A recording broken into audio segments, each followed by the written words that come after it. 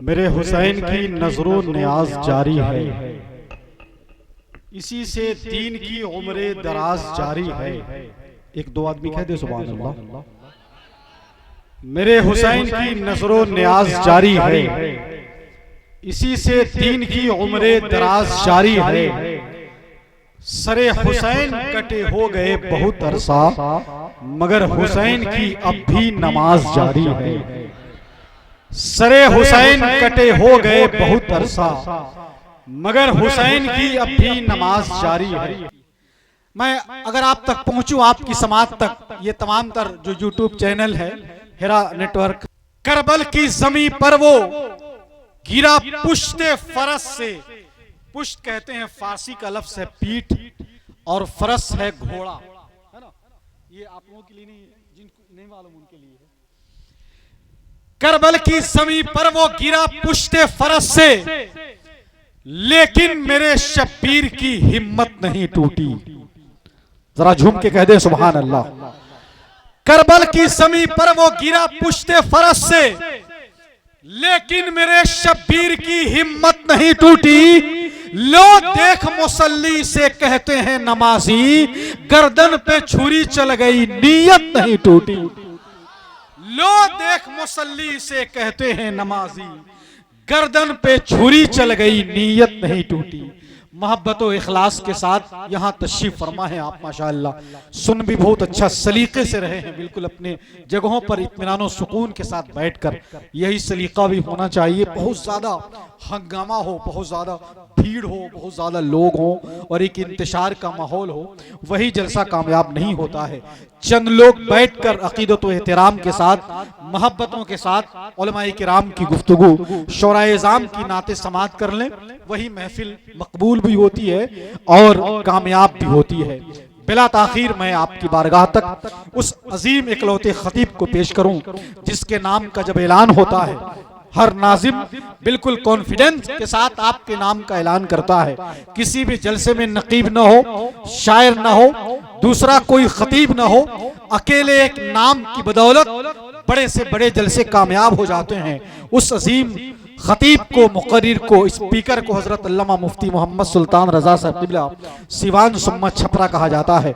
आइए सब लोग इस्तेक़बाल कीजिए, मेरे साथ जरा नारा लगा लीजिए, नारे तकबीर, सुभान अल्लाह। जरा हाथ बुलंद हो जाए नौजवानों का। नारे रिसालत, मसलके आला हजरत, सरकारे गरीब नवाज कॉन्फ्रेंस, मदरसा गरीब नवाज माहपुर, मुफ्ती सुल्तान रजा साहब क़िबला। नारे तकबीर, नारे रिसालत। बड़े उम्दा उम्दा जुमले और बड़ा आफाकी पैगाम आप तक पहुंच रहा है। हजरत की एक जुमले को भी मिस नहीं करना है, ये सोचकर खिताब सुनना है। सलाहुद्दीन की हाजत है, गाजी की जरूरत है, अमल के नूर से किरदार साजी की जरूरत है। फकत बातें बनाने से मसाइल हल नहीं होंगे, है अक्सर मस्जिदें खाली नमाजी की जरूरत है। अल्हम्दुलिल्लाह वलीही वस्सलातु वस्सलामु अला नबीही अम्मा बाद फ़अऊज़ु बिल्लाहि मिनश शैतानिर रजीम बिस्मिल्लाहिर रहमानिर रहीम। क़ाल अल्लाहु तआला फ़िल क़ुरआनिल मजीद वल फ़ुरक़ानिल हमीद अफ़ला यतदब्बरूनल क़ुरआन। सदक़ल्लाहुल अलीयुल अज़ीम। बल्लगना रसूलुहुन नबीउल अमीनुल मकीनुल करीम व नहनु अला ज़ालिका लमिनश शाहिदीन वश्शाकिरीन वज़्ज़ाकिरीन वल्हम्दुलिल्लाहि रब्बिल आलमीन। सारे जहान के मरकज़े अक़ीदत मुस्तफ़ा जान रहमत सल्लल्लाहु ताला अलैहि वसल्लम की बारगाह आलीजाह में जी लगाकर हदिये दुरूद व सलाम पेश करें और पूरा मजमा मिलकर पढ़ें, अल्लाहुम्मा सल्ली अला सय्यदना शफ़ीअना हबीबना मौलाना मुहम्मद मादनिल जूद वल करम मंबइल इल्म वल हिल्म वल हिकम बारिक वसल्लिम सल्लु अलैहि सलातन व सलामन अलैका या रसूलुल्लाह सल्लल्लाहु ताला अलैहि वसल्लम। हमारी और आपकी ये मुश्तरका खुशनसीबी है कि आज अल्लाह और उसके रसूल की याद में ज़िंदगी की तमाम रातों में से एक रात को गुजार कर हसीन बना रहे हैं। ख्वाजा गरीब नवाज़ कॉन्फ्रेंस में हम और आप तशरीफ़ फरमा हैं। मदरसा ख्वाजा गरीब नवाज़ के ज़ेरे एहतमाम ये जलसे दस्तारबंदी का जलसा है। हमारी और आपकी ये मुश्तरका खुशनसीबी है कि रात के अभी 11:30 हो रहे हैं। ए बेटा इत्मीनान से बैठो। अभी मेरे बाद 2 पीराने एज़ाम, फिर हुजूर गाजी मिल्लत हज़रत अल्लामा गुलाम रसूल साहब किबला बलियावी, मुफ़क्किर इस्लाम हज़रत मौलाना गुलाम गौस कादरी, यादगार असलाफ मुंबई अखलास गुले गुलजार नक्शबंदियत पीर तरीक़त हज़रत अल्लामा सैयद गुलाम रसूल बाबू, सैयद आले रसूल गनी साहब किबला, शायर हिंदुस्तान जनाबे सोहराब खान कादरी देवरियावी वो भी आ चुके हैं, अख्तर ज़िया मुजफ्फरपुरी साहब, अरशद इकबाल अशरफी साहब। अगर ये सारे लोग मिलकर आधा आधा घंटा भी अगर वक्त लेंगे तो फजर की आज़ान का वक्त भी ख़त्म हो जाएगा। और फिर नकीबुल हिंद हज़रत अल्लामा हाफिज़ कारी एजाज साहब किबला की शानदार निज़ामत भी होगी, इसलिए मेरी तकरीर भी मुख्तसर होगी। डॉक्टर इकबाल ने कहा, नहीं तेरा नशीमन कसरे सुल्तानी के गुंबद पर, तू शाहीन है बसेरा कर पहाड़ों की चट्टानों पर। मोहम्मद की मोहब्बत दीन हक की शर्त अव्वल है, इसी में हो अगर खामी तो सब कुछ नामुकम्मल है। कि मोहम्मद से वफा तूने तो हम तेरे हैं, ये जहां चीज है क्या लौहो कलम तेरे हैं। तुम सईद भी हो, खान भी हो, मिर्जा भी हो, अफगान भी हो, सच बताओ कि क्या तुम मुसलमान भी हो। ज़बाने पढ़ भी लिया ला इला तो क्या हासिल, दिलो निगाह मुसलमान नहीं तो कुछ भी नहीं। दिलो निगाह मुसलमान नहीं तो कुछ भी नहीं। न संभलोगे तो मिट जाओगे ऐ हिंदी मुसलमानों, तुम्हारी दास्तां तक भी न होगी दास्तानों में। आज हम जिस तरक्की याफ्ता दौर में जी रहे हैं, ये दौर तरक्की याफ्ता जरूर है, मगर इस वक्त पूरी दुनिया के सबसे मजलूम कौम का नाम मजहब इस्लाम है। और सबसे ज्यादा इस वक्त जिस किताब पे लोग अंगुश्त नुमाई और जिस मजहब पे लोग अंगुश्त नुमाई कर रहे हैं, ये समझें कि दुनिया की सबसे मजलूम मजहब इस वक्त जो है उस मजहब का नाम भी मजहब इस्लाम है। अफसोस ये नहीं है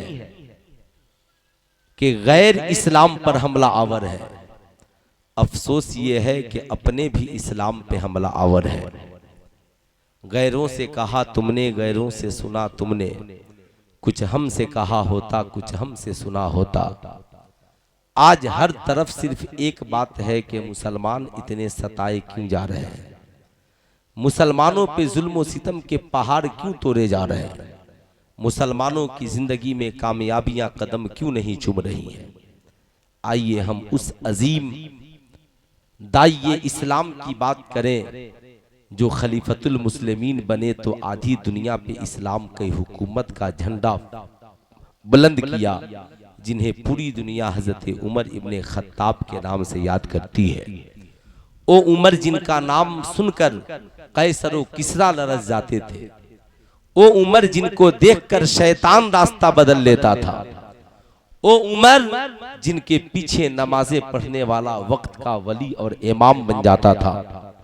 हजरत उमर इब्ने खत्ताब की हुकूमत है।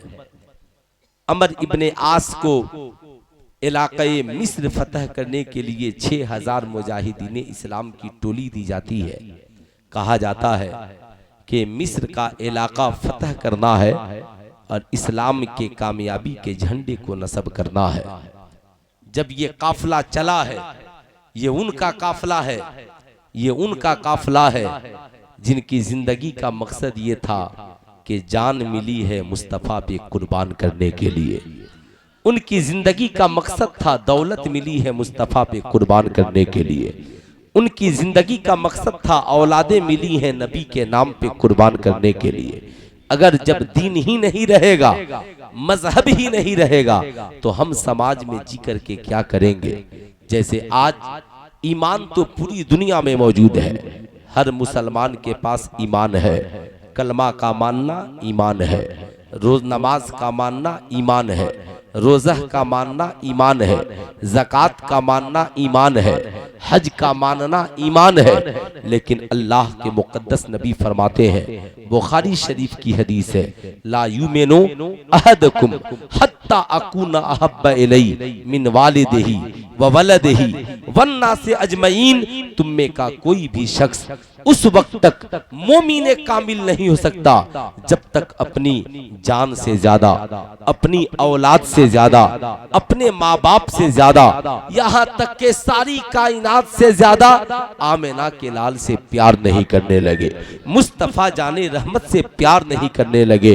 यही वजह है मैदान करबला में इमाम अली मकाम जब यजीद इस्लाम पे अटैक करता है तो अपने बच्चों को लेकर, अपने खानदान को लेकर, अपनी जान को लेकर, अपने माल को लेकर मैदान करबला में पहुंचते हैं। जमाने को बताते हैं, लोगों कलमा का मानना ईमान है, कलमे की बका के लिए अली असगर को कुर्बान करना तकाज़े ईमान है, नमाज मानना ईमान है, भूखे प्यासे रहकर 72 जख्म खाकर करबला में सजदे में सर कटा देना ये तकाज़े ईमान है।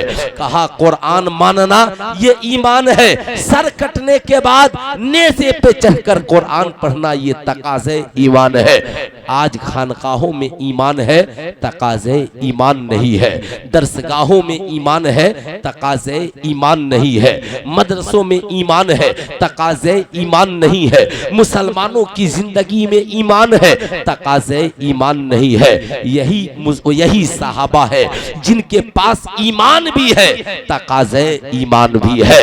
ईमान का मामला ये है कि मस्जिद नबवी में नमाज पढ़ रहे हैं, ईमान का मामला ये है मस्जिद हरम में नमाज पढ़ रहे हैं, तकाज़े ईमान ये है इस्लाम फैलाने के लिए कभी बदर में जा रहे हैं, कभी खंदक में जा रहे हैं, कभी उहुद में जा रहे हैं। आज हमारी पोजीशन क्या है, हम तो इंतजार करते हैं, कोई मौलाना बोलेगा तो हम बढ़ेंगे, कोई आगे बढ़ेगा तो हम चलेंगे, कोई प्लेटफार्म तैयार होगा तो हम आगे बढ़ेंगे। अगर यही मामला इमाम हुसैन ने भी सोचा होता कि कोई बोलेगा तो हम भी आगे बढ़ेंगे, हमें बढ़ने की क्या जरूरत है, हमारे पास बहुत ही ज्यादा ऐशो आराम है। याद रखिएगा, मदीने में मुसलमानों की कमी नहीं थी, मक्के में मुसलमानों की कमी नहीं थी, मगर 72 लोग इमाम हुसैन के साथ मैदान करबला में गए। जो नहीं गए वो ये समझते थे शायद ये जिंदगी हमेशा के लिए है, जो नहीं गए वो समझते थे ये मालो दौलत और ये हमारा घर मकान और हमारी इज्जत हमेशा के लिए है। क्या जो नहीं गए उन्हें यजीद ने छोड़ दिया?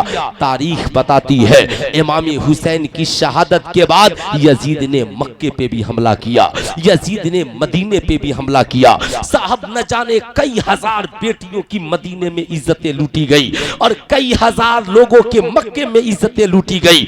मस्जिद नबवी में आजान को रोक दिया गया, हरम की बेहुरमती की गई। उस वक्त मुसलमानों की घर की औरतें कहती थी घर में रहकर इज्जत लुटाने से बेहतर था करबला में इमाम हुसैन के साथ शहादत का जाम पी लेते। आज जो लोग समझते हैं कि साहब हम घरों में बैठकर बड़े चैन सुकून की जिंदगी जिए, मैं भी नहीं कहता कि आप बेगैर लाहे अमल तैयार किए कहीं उतर जाइए, लेकिन इतना तो जरूर कहूंगा कि इतनी मजबूती के साथ कदम बढ़ाइए कि कम से कम इतना तो जरूर हो कि भारत की मीडिया ये कहे कि अब मीडिया के ऊपर कोई धार्मिक डिबेट नहीं होगा। इस मुल्क में सब कुछ बंद करने की बातें हो रही है। मैं कहता हूं आपकी हुकूमत है, आप हुक्मरान है, आपकी जिम्मेदारी है, मंदिरों की भी हिफाजत कीजिए, मस्जिदों की भी हिफाजत कीजिए, मुसलमानों की भी हिफाजत कीजिए, हिंदुओं की भी हिफाजत कीजिए। ऐसा नहीं हो कि साहब हिफाजत किसी की नहीं हो। लेकिन आप जो आज पूछते हैं आग कहां से लगी है, तो आग तो मीडिया से लगी है। आज आजान पे पाबंदी की बात, हरन का साउंड कम करने की बात हो रही है। मैं कहता हूं आजान, हरन, कीर्तन और ये साउंड कम करने से बेहतर है कि सबसे पहले भारत में मीडिया की आवाज को बंद कीजिए। ये मीडिया इसलिए है कि मीडिया पे मुल्क की तरक्की की बात हो, मीडिया पे मुल्क की बेरोजगारी की बात हो, मीडिया में मुल्क की तरक्की के लिए डिबेट हो। मीडिया मजहब की तरक्की के लिए नहीं है, मजहब की तरक्की के लिए धार्मिक स्थल है। साहब जिन जिन को अपने मजहब की तरक्की की बात करनी है, मस्जिद वाले मस्जिद में करे, गिरजाघर वाले गिरजाघर में करे, मंदिर वाले मंदिर में करे, सब अपने धर्म की तरक्की की बात करे। मगर भारत का पार्लियामेंट मजहब की तरक्की के लिए नहीं, मुल्क की तरक्की के लिए है। इसलिए पार्लियामेंट में मुल्क की तरक्की की बात होनी चाहिए और टीवी डिबेट में भी सिर्फ मुल्क की तरक्की की बात होनी चाहिए। लेकिन ये सारी बातें कब होंगी? हम सिर्फ बैठकर नहीं, एक आदमी के आवाज उठाने से नहीं होगा, सबको इसकी आवाज उठनी चाहिए ताकि हमारी आवाज वहां तक मजबूती से पहुंचे, पहुंचकर इस मुल्क में कानून बने कि कोई किसी के धर्म पे हस्तक्षेप नहीं करेगा, कोई किसी के धर्म पे उंगलियां नहीं उठाएगा।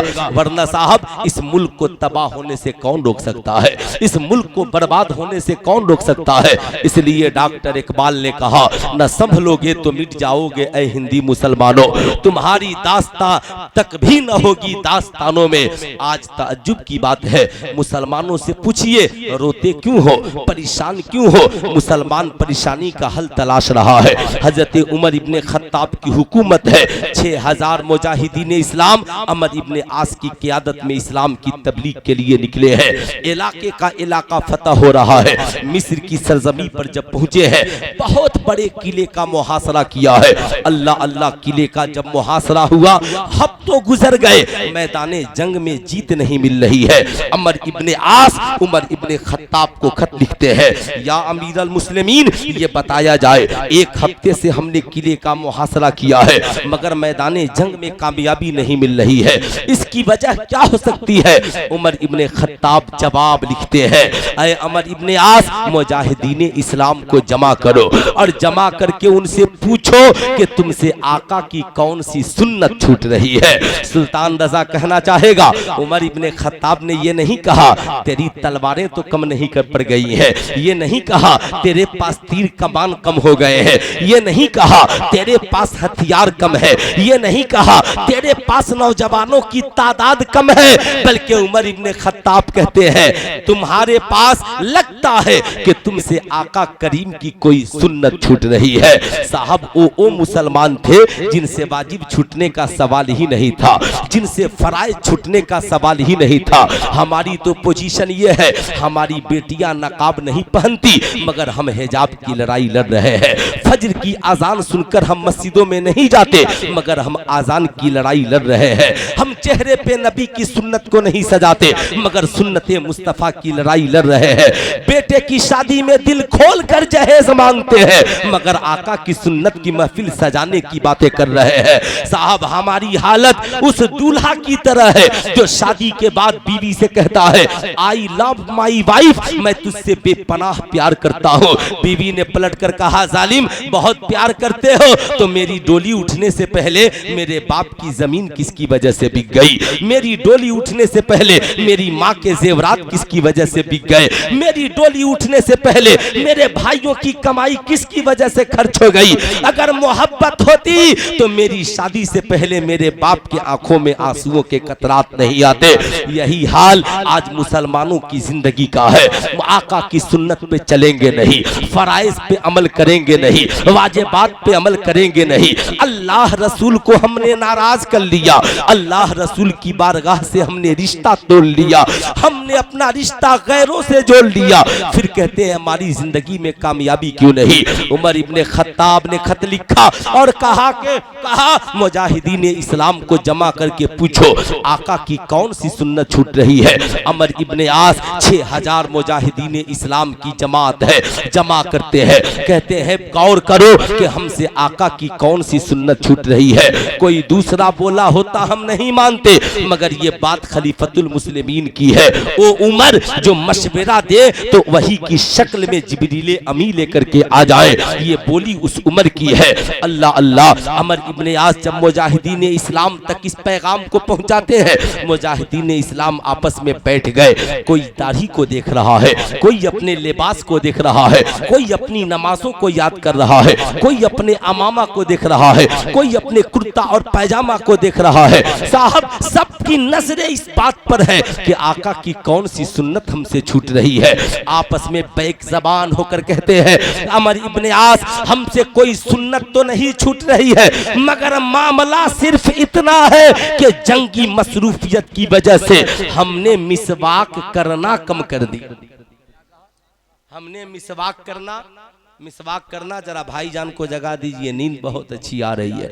ऐसे भी जलसों में जिसको नींद की गोली खाकर भी नींद नहीं आती हो, उसे जलसे में लाकर बैठा दीजिए। अल्लामा कमरुद्दीन बुलबुले बंगाल नईमी अली रहमा फरमाया करते थे कि जलसे में 12 बजते बजते उसे खुद ब खुद नींद आ जाएगी। या ऐसे भी जिसके दिल को सुकून नहीं मिलता हो, नींद नहीं आती हो, उसे जुमे में ले जाकर मेंबर के सामने बैठा दीजिए, खुतबा होते होते उसे नींद आ जाएगी। जागना है जाग ले अफलाक के साए तले, हश्र तक सोना पड़ेगा खाक के साए तले। मुजाहिदीन इस्लाम है, कहते हैं मिसवाक करने में कमी आ गई है। अमर इब्ने आस हुक्म देते हैं मिसवाक का इंतजाम किया जाए। 6000 मिसवाक का इंतजाम किया जाता है। फजर की आजान होती है, चीफ कमांडर ऑफ इस्लाम कहते हैं दरिया किनारे सफ लगाकर बैठ जाओ, और आज जो पहला काम होगा, सबसे पहला काम हम नमाज बाद में पढ़ेंगे और आका की सुन्नत को जिंदा पहले करेंगे। बैठकर मिसवाक कर रहे हैं। मुखालिफीन इस्लाम अपने किले पे चढ़कर किले की हिफाजत के लिए खड़े हैं। जब उनकी नजरें पड़ी है कि 6000 मुजाहिदीन इस्लाम सब बांधे दरिया किनारे बैठे हैं और मिसवाक कर रहे हैं, दौड़े दौड़े अपने बादशाह के पास गए, जाकर कहा बादशाह सलामत, आज हमारी खैरियत नहीं है। मुसलमानों ने आज मदीने से नया हथियार मंगवा लिया है, आज अपने दांतों की सफाई कर रहे हैं, आज नमाज के बाद हम में जो मिल गया उसकी खैरियत नहीं है। बादशाह सलामत, भलाई इसमें है कि नमाज खत्म होने से पहले सुलह का झंडा बुलंद कर दिया जाए। इधर मुजाहिदीन इस्लाम नमाज पढ़ रहे हैं, उधर बादशाह हुक्म देता है सुलह का झंडा बुलंद कर दो। इधर नमाज़े फजर खत्म हुई, सलाम फेरा, देखते हैं सुलह का झंडा बुलंद है। सहाबा आपस में मुबारकबाद देते हैं और कहते हैं आका करीम की एक सुन्नत ने बगैर तलवार चलाए मैदाने जंग में जीत दिला दी है। सुल्तान रजा आपसे पूछना चाहेगा, ये इस्लाम के शहजादों बताओ, सुन्नत तो दूर की बात, हम तो फजर की आजान होती है घरों में सोए रहते हैं, ना हम नमाज पढ़ते हैं, ना हमारी बीवी नमाज पढ़ती है, ना हमारा बेटा नमाज पढ़ता है, ना हमारी बेटियां नमाज पढ़ती है। साहब रमजान का रोजा हमसे दूर है, हज और ज़कात हमसे दूर है, कुरान की तिलावतें हमसे दूर है। सुल्तान रजा आपसे पूछना चाहता है, अगर सहाबा सिर्फ सुन्नत से दूर हो जाए तो मैदाने जंग में कामयाबी से उन्हें रोक दिया जाए, तुम तो फर्ज छोड़ चुके हो, फिर कामयाबी तुझे कैसे मिलेगी? तुम तो वाजिब छोड़ चुके हो, कामयाबी तुझे कैसे मिलेगी? हमने तो नबी की सुन्नत पे अमल करना छोड़ दिया है, बताओ हमारी जिंदगी में कामयाबी कैसे मिलेगी? कामयाबी की यही एक राह है, यही एक राह है। डॉक्टर इकबाल ने कहा कि मोहम्मद से वफा, तूने तो हम तेरे हैं, ये जहां चीज है क्या लौहो कलम तेरे है। मेरे इमाम ने लिखा, उन्हें जाना उन्हें माना, न रखा गैर से काम, लिल्लाहिल हम्द में दुनिया से मुसलमान गया। आज मैं आपसे पूछना चाहता हूँ, मेरी बात को बुरा मत मानिएगा, आप ईमानदारी से बताइए, जरा सीने पे हाथ रख करके सोचिए, हमने तो सब कुछ अपना तबाह कर लिया है, है, फिर खुदा हमसे राजी कैसे होगा, रसूलुल्लाह हमसे राजी कैसे होंगे, खुदा की रहमतें हमारे ऊपर कैसे बरसेंगी, कैसे हमारी दुनिया व आखिरत में कामयाबी की दास्तान लिखी जाएगी। इसके लिए हमें कुछ करना होगा। आज पोजीशन तो वो नहीं है, लेकिन आज हमारी हालत क्या है साहब। मदरसे की दुनिया आज अल्हम्दुलिल्लाह ये मदरसा गरीब नवाज साहब, इस मदरसे में कुरान की तालीम होती है, इस मदरसे में इस्लाम की तालीम होती है। मैं आपसे पूछना चाहता हूँ मदरसे में कितने % बच्चे पढ़ते हैं? 1% बच्चे मदरसे में पढ़ते हैं। मदरसों में क्या पढ़ाया जाता है? कुरान और हदीस की तालीम होती है। लेकिन साहब हर आने वाला कहता है मौलाना साहब इंग्लिश भी पढ़ाइए, बेशक पढ़ाई हो रही है, हिंदी भी पढ़ाइए, पढ़ाई हो रही है, मैथ भी पढ़ाइए, पढ़ाई हो रही है। मदरसे के जो असल तालीम है हुजूर गाज़ी मिल्लत फरमा रहे थे, उसका खात्मा होते जा रहा है। जाहिर सी बात है आने वाला दौर बड़ा पुरफितन है, बड़ा पुरफितन है और बहुत कठिन है।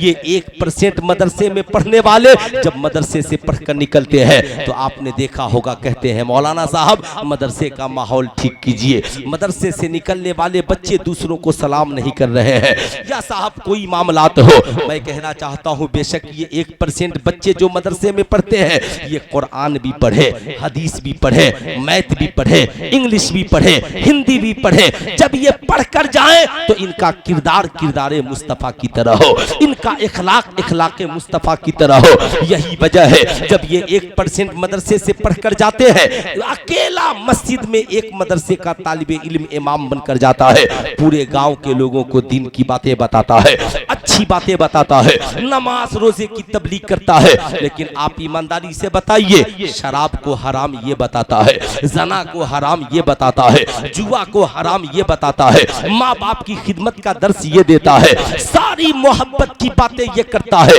हलाल और हराम की तबलीग ये करता है। मदरसे का माहौल अच्छा होना इसलिए जरूरी है कि ये 1% लोग कौम के रहबर और रहनुमा बनकर जाते हैं। चलिए साहब ये बात सही है, लेकिन 99% हमारी औलादें कहाँ पढ़ती हैं? 99% हमारे बच्चे कॉलेज में पढ़ते हैं, 99% हमारी बच्चियां स्कूलों में पढ़ती है। अब सवाल ये उठता है ये सिर्फ 1% वालों की वजह से क्या पूरी कौम सुधर जाएगी, या इन 99% जहां पढ़ते हैं वहां के माहौल को भी सुधारना होगा, वहां के माहौल को भी संवारना होगा।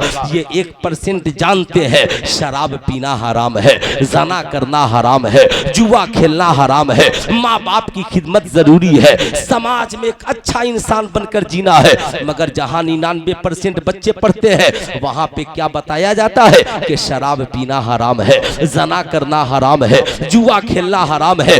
जितनी सख्ती के साथ आप मदरसों का हिसाब लेते हो कि आपने मदरसे में साल भर क्या पढ़ाया, आपके मदरसे का माहौल कैसा है। कभी कॉलेज में भी पूछा है मेरा बेटा जब आपके कॉलेज में आया था शराबी नहीं था मगर शराबी कैसे बन गया, जुआरी नहीं था जुआरी कैसे बन गया, माँ बाप का बेअदब नहीं था बेअदब कैसे बन गया, आवारा नहीं था आवारा कैसे बन गया।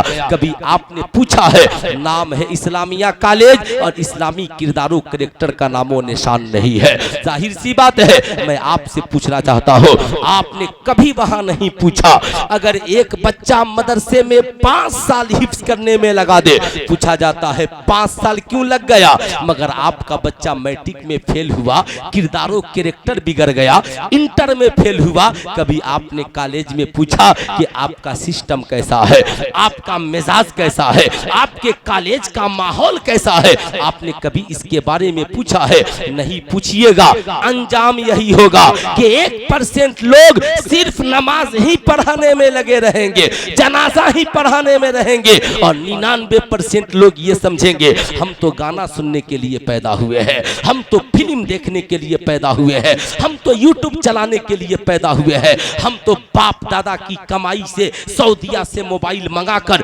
पूरी रात मोबाइल फोन चलाने के लिए पैदा हुए हैं। ईमानदारी से बताइएगा सुबह को सड़क पर आपकी औलादें किस कदर दौड़ती हैं? जब दौड़िएगा नहीं, इम्तिहान में कामयाब नहीं होइएगा तो पुलिस महकमे में आपकी भर्ती कैसे होगी, फौज में आप भर्ती कैसे होइएगा, मुल्क की हिफाजत के लिए लिए आप आगे कैसे बढ़िएगा। अगर हमने जिंदगी का मकसद सिर्फ यही बना लिया है, खाना है, पीना है, मोबाइल चलाना है, गुनाह करके माज़अल्लाह दुनिया से चला जाना है, तब तो कोई बात नहीं है। लेकिन अगर हमारा मिशन ये है कि तालीम का मकसद ये नहीं, तालीम का मकसद ये है समाज में हमें एक अच्छा इंसान बनकर जीना है, समाज में हमें मुल्क का भी वफादार बनकर जीना है, मजहब का भी वफादार बनकर जीना है, माँ बाप का भी वफादार बनकर समाज में रहना है, और हमें मुल्क का भी वफादार बनकर समाज में रहना है। साहब ये तभी होगा जब मदरसे के भी माहौल को संवारा जाए और स्कूल और कॉलेज के भी माहौल को संवारा जाए। मेरा चैलेंज है,